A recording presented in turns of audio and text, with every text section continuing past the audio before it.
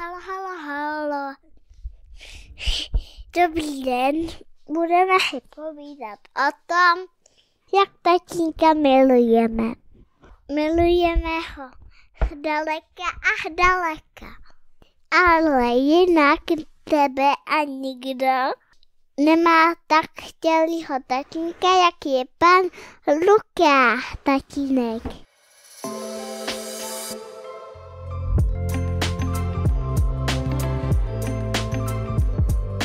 Ahoj, dobrý den. Moje jméno je Lukáš Vencálek a moc vás všechny vítám při poslechu podcastu Táto vstávej.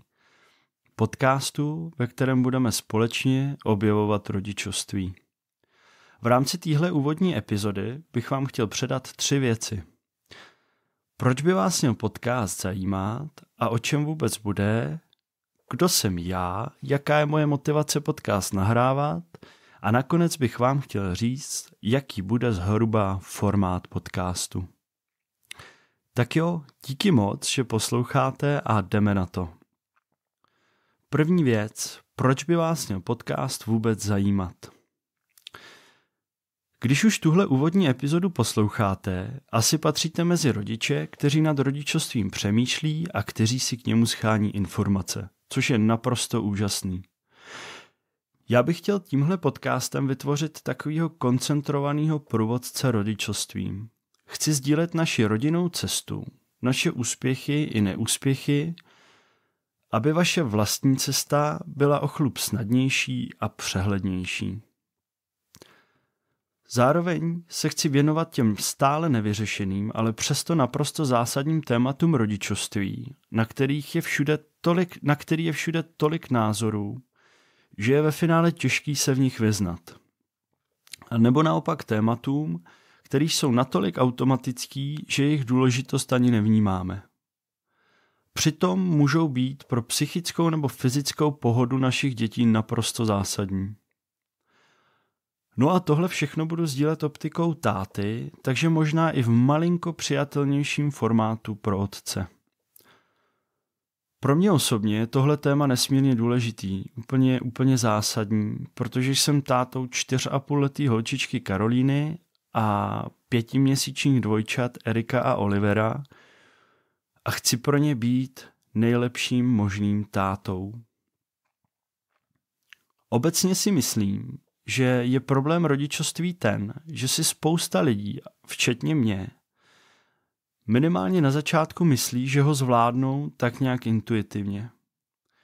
Což by ale fungovalo pouze v případě, že bychom sami byli vychovávaní perfektně a zároveň se nezměnila doba. Což ale minimálně u té doby neplatí.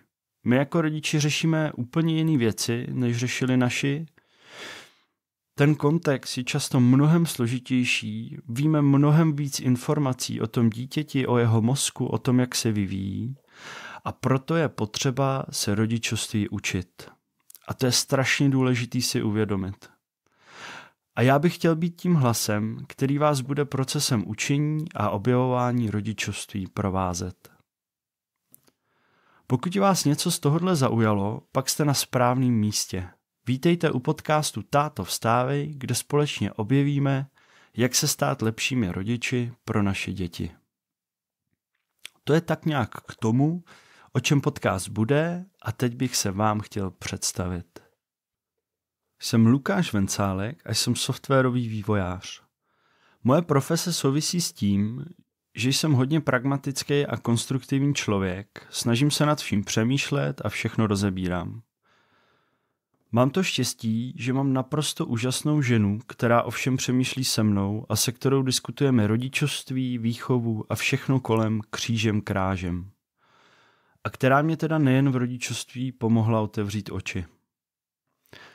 Studoval jsem na Jihočeské univerzitě aplikovanou informatiku a zároveň jsem v Českých Budějovicích asi 10 let žil. A taky jsem tam potkal svoji ženu. Jinak pocházím z Vysočiny, takže občas uslyšíte takový vysočinský dialekt, za který se mi moje žena občas směje, takže abyste případně věděli, odkud vítr vane. A teď žijeme v přírodě, mimo všechno, kde se snažíme najít nějaký náš vnitřní klid. Moc rád fotím, mám rád hudbu a s ní související audio-videotechniku, obecně miluju techniku a technologie. Moc rád se učím nové věci, milujeme kafe, až se tady někdy sejdeme, tak vám připravím fakt dobrý kafe. Milujeme přírodu a ty není klid. Celkově miluju život, musím říct, a jsem nesmírně vděčný, že žijeme v době, kdy můžeme nad rodičovstvím přemýšlet jako nad něčím, co můžeme zlepšovat a že se o něm vůbec můžeme bavit, například prostřednictvím podcastu. Moje povahové rysy, abych tak nějak shrnul. Jsem přirozeně agresivní chlap. Ne jako, že bych někoho mlátil, ale prostě je to něco, co je mou neoddělitelnou součástí. A musel jsem tím nejen v kontextu rodičovství hodně pracovat, aby mě to občas nepřehlušovalo. Zároveň se snažím pracovat se svým egem, který mě v určitých fázích života dost omezovalo a který mám pocit taky dost vstupuje do rodičovství. Takže tohle jsou dvě věci, o kterých bych se chtěl taky určitě bavit, protože si myslím, že můžou rodičovství hodně ovlivňovat. Celkově jsem poměrně dynamický člověk, snažím se všechno dělat na maximum a to je vlastně i ten důvod, proč mě rodičovství tak zajímá. No a hlavně jsem teda táta. Jak už jsem říkal, mám 4,5letou holčičku Karolínu a 5měsíční dvojčata Erika a Olivera. Cesta Káje a kluků asi nemohla být rozdílnější, řekl bych, což mi dává poměrně pestrou perspektivu na celý ten proces od očekávání až po porod a následnou výchovu. Nebo v případě kluků zatím teda jenom péči. S klukama jsme taky zažili hodně komplikací a takových, řekl bych, nestandardních stavů, takže i to mi dává zase trochu jiný pohled na svět. No a naším společným cílem s mojí ženou a takovou naší interní životní misí je vychovat sebevědomí a šťastní děti. A tímhle bych chtěl nakazit co nejvíc lidí. A to je i ten důvod, proč vystupuji ze své komfortní zóny táty programátora a začínám nahrávat podcast. Takže tak to asi zatím o mně, nebudu vás sebou zatím víc zatěžovat, předpokládám, že těch osobnostních rysů, že se k ním stejně v průběhu jako dostanem, protože to je tak nějak jako neoddělitelnou součástí. A nakonec bych s vámi chtěl probrat jakousi představu o formátu podcastu. Formát podcastu zatím vidím jako kombinaci povídání o naší cestě a diskuzí nad konkrétními tématy. Chtěl bych začít tématem 0 až 14 dní po porodu, co se bude dít, protože si myslím, že tohle období je pro novýho rodiče absolutně jako bezprecedentní. Děje se hrozně moc nových věcí, ne vždycky ty věci, když se třeba poprvé v životě pár nocí jako nespí, jsou nutně pozitivní,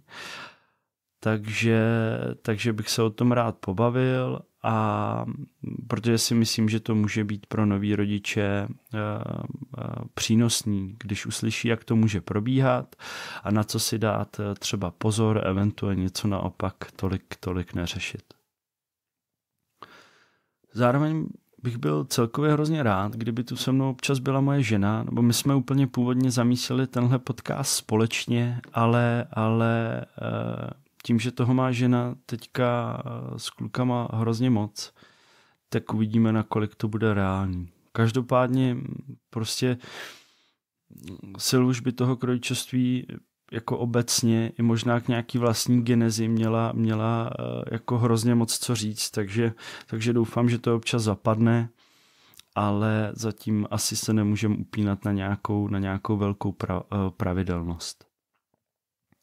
Zároveň by mě velmi lákalo si občas k nějakému zajímavému tématu pozvat i hosta, aby jsme to rovnou jako probrali možná víc ze široka, tak uvidíme, jak se to bude celý vyvíjet, ale rozhodně je tohle něco, co bych chtěl dělat, pakliže bude podcast fungovat.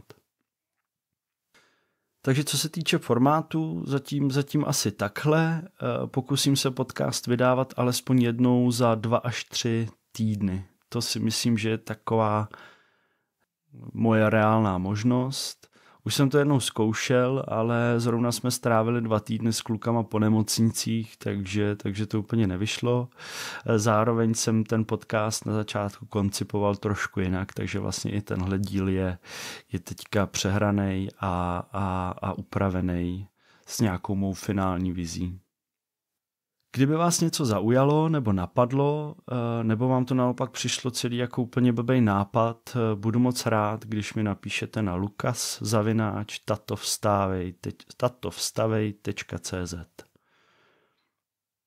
Hrozně moc doufám, že vás bude podcast bavit a moc krát děkuju za pozornost. Jestli jste doposlouchali až sem, tak jste úžasný. Díky ještě jednou, přeju, ať se vám doma daří a brzy naslyšenou. Ahoj.